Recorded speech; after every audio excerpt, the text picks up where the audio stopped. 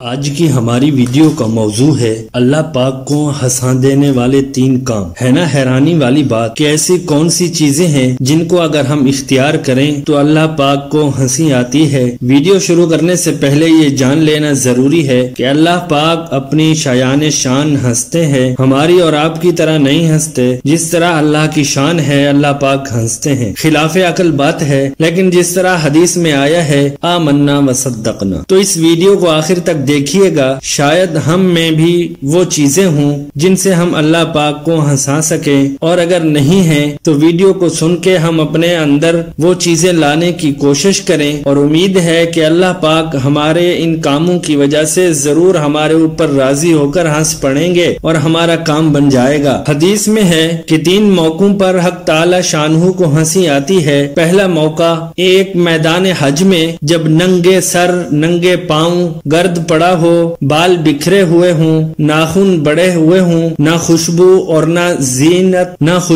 نہ زینت اور لبیک لبیک کہتے ہوئے بندے پھر رہے ہیں۔ حق تعالیٰ کو اس موقع پر ہنسی آتی ہے کہ کیا چیز ان کے گھروں سے نکال کر لائی ہے، بیوی بچے چھوڑے، وطن چھوڑا، آخر یہ کیوں فقیروں کی طرح بے وطن ہوئے ہیں، میری محبت میں ہی تو پھر رہے ہیں۔ حق تعالیٰ شانو ہنستے ہیں اور ملائکہ سے کہتے ہیں کہ تمہیں گواہ کرتا ہوں میں نے ان سب کی مغفرت کر دی، یہ میری محبت میں گھر بار بیوی بچوں کو چھوڑ کر آئے ہیں، میں کریم ہوں، یہ نہیں ہو سکتا کہ یہ گھر بار چھوڑیں اور میں توجہ نہ کروں، میں نے ان سب کی مغفرت کر دی۔ تو خوش ہو کر مغفرت فرماتے ہیں، اس خوشی کو ہنسی سے تعبیر کیا گیا ہے۔ دوسرا موقع یہ ہے جب مکبر تکبیر کہے اور لوگ دوڑ دوڑ کر آ رہے ہیں کہ صف اولا میں جگہ ملے، ہر ایک کہتا ہے کہ مجھے ملے، گویا ایک قسم کا جھگڑا ہے اور آگے پیچھے کی دوڑ ہے۔ حق تعالی شانہ کو ہنسی آتی ہے کہ یہ جو اپنا گھر چھوڑ کر میرے گھر آئے ہیں، ان میں سے ہر ایک آگے بڑھنے کی کوشش کر رہا ہے، یہاں کوئی مٹھائی روٹی نہیں مل رہی، یہ آخر کیوں دوڑ رہے ہیں، یہ میری محبت میں دوڑ رہے ہیں،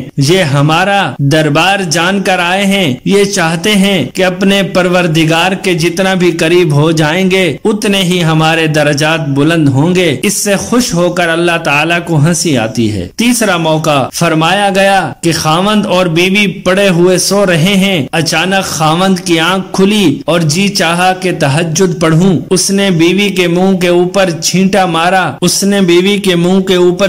مارا اور وہ ہڑبڑا کر اٹھی۔ اس نے کہا کیا مصیبت آئی ہے؟ خاوند نے کہا 2 رکعت نفل پڑھ لے، تہجد کا وقت ہے۔ حق تعالی شانہ کو ہنسی آتی ہے کہ یہ اس کی محبوبہ ہے، اس کے پاس لیٹی ہے، آرام سے میٹھی نیند سو رہی تھی، ایک دم گھبرا کے اٹھی کہ بارش تو نہیں آ گئی۔ خاوند نے کہا بارش تو نہیں مگر 2 رکعت پڑھ لے، تو یہ آگے سے کہتی ہے کہ میں شکریہ ادا کرتی ہوں کہ مجھے 2 رکعت پڑھنے کی توفیق ہو گئی۔ اس نے بھی کھڑے ہو کر 2 رکعتیں پڑھی، یا بیوی نے خاوند کے منہ پر چھینٹا مارا اور وہ خاوند اٹھا، تو یہ موقع بھی حق تعالی شانہ کی ہنسی کا ہوتا ہے، چونکہ یہ تینوں چیزیں درجات کے بلند ہونے کا باعث ہے اور اللہ کی انتہائی رضا کا وقت ہے، اس واسطے اس کو ہنسی سے تعبیر کیا گیا ہے۔ تو یہ جو فرمایا گیا ہے کہ والذین یبیتون لربہم سجدا وقیاما، کہ جب رات تنہائی میں گزارتے ہیں تو کبھی سجدہ